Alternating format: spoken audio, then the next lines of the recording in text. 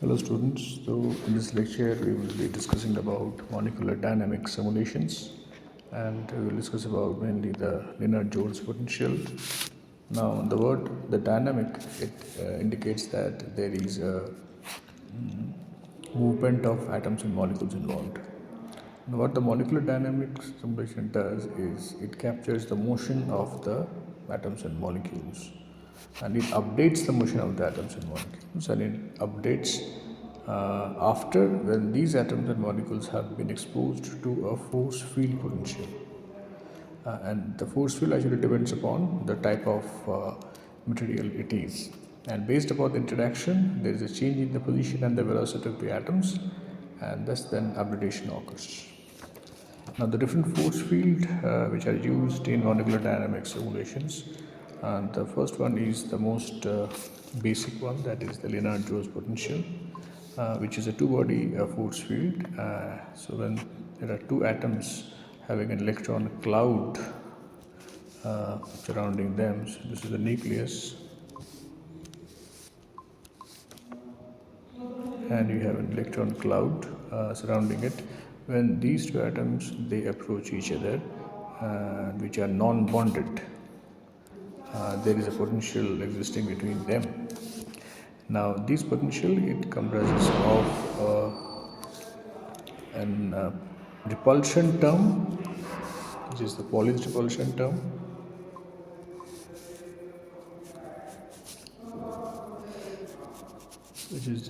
Pauli's repulsion term, which has a power of 12, and a van der Waals interaction term. Now, if you look into the potential, you can see that there is a term called epsilon. This epsilon is the depth of the potential, or it is also called the bond strength, the strength of the interaction of the sigma term is again is the finite distance at which the interatomic potential is zero. That means if sigma is equal to r, then this E goes to zero. Uh, so these three are in fact the parameters of the Lennard-Jones potential.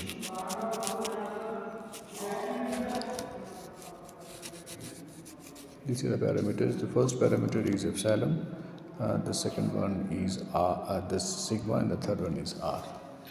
Now there are other types of potential also existing, like in the case of metals, we have in particular EM force potential. Then for the case of a reactive system, we have REA, REXFF. In the case of covalent bonds, you have Morse. In the case of ionic solids, you have Buckingham. In the case of three-body systems, you have Axeloy Tiller. So there are for different cases, there are different force potentials.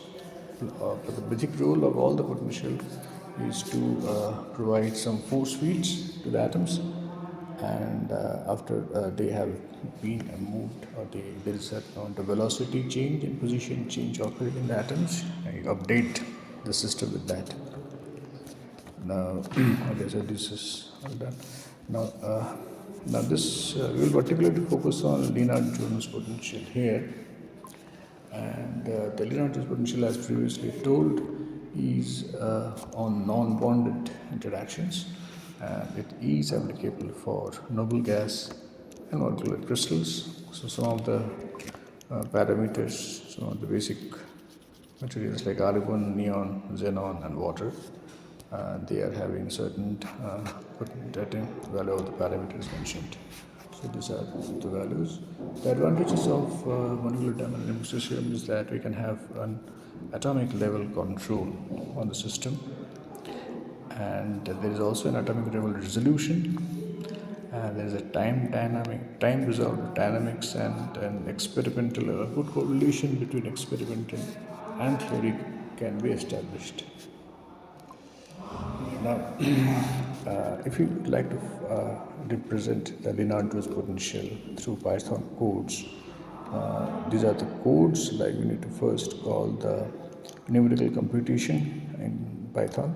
This can be. Then we need to find out the plotting mechanism, plotting library for the plotting.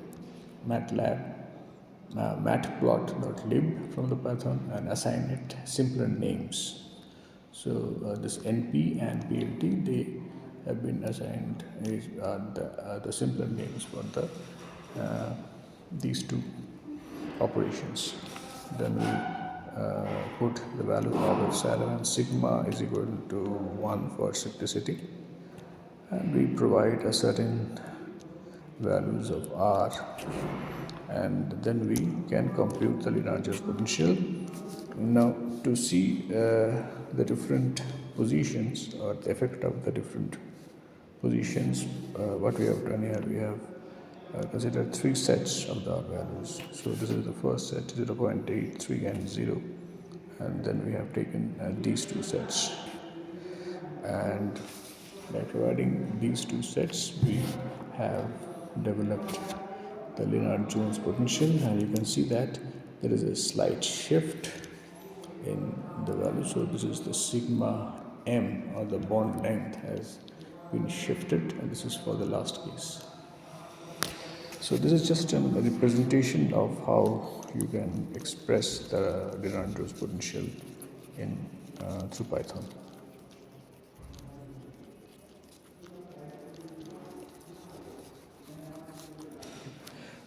In recent applications of Lennard's molecular dynamics, Lennard's potential has been found in graphene embedded in copper, where the parameters have, like epsilon and sigma, have been adjusted to achieve accurate binding energy and distances, and there has also been able to produce Moira patterns, which are